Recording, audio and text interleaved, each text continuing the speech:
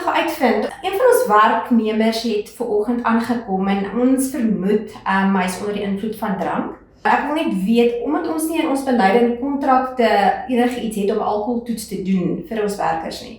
Mag ek dit steeds doen om hom te toets? Wat sê jy, Jaco? Ja, so die algemene reël is of jy nou kontrak het of nie, dat jy iemand mag toets vir alkohol nie, is dat as die werknemer nie toestem tot dit nie, kan jy hom nie toets nie. So eenvoudig is dit. Die enigste verskil Kontrak of nie kontrak? Kontrak of nie kontrak nie, jy kan hom nie forceer om dit te doen nie. Maar kontrak kon voorsiening maak dat hy instem. Korrek. Maar die feit is, jy kan nie 'n naald in hom gaan indruk nie. Correct, Of om in 'n ding laat blaas nie, as hy nie wil blaas nie. Korrek, so maak die kontrak voorsiening dat hy instem. As hy nie wil blaas nie, gaan hy nie blaas nie, jy kan hom nie forceer nie.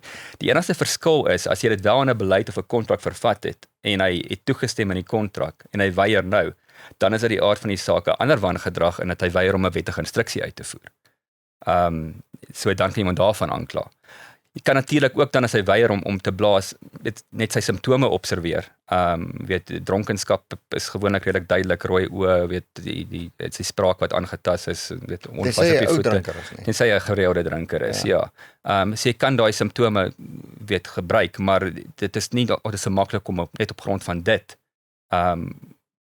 iemand te oortuig dat op waarskynlik hierdie ou onder die invloed van drank was nie, maar daar is ook nou grade van dit. Want die toets sal wees, is die persoon so onder die invloed dat hy nie sy werk kan doen nie. Is hy 'n veiligheidsrisiko. En dit gaan nou ook afhang van die omstandighede, wat is sy tipe werk? Werk met masjiene, werk op 'n hyskraan, bestuur hy 'n lorry, hy werk in die kantoor.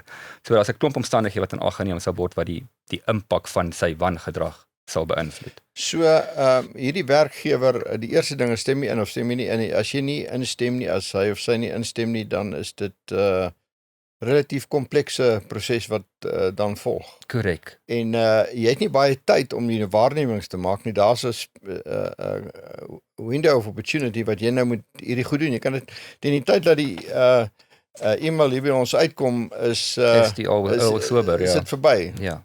Kan jy wag tot môre om te besluit? Nee, jy moet dit redelik vinnig doen. En die aard van die saak het as 'n persoon onder die invloed is van drank of dwelms en hy daag by die werksplek op, moet jy hom verwyder van die werksplek af. Want die wet op beroepsveiligheid vereis dat jy 'n veilige werksplek moet skep.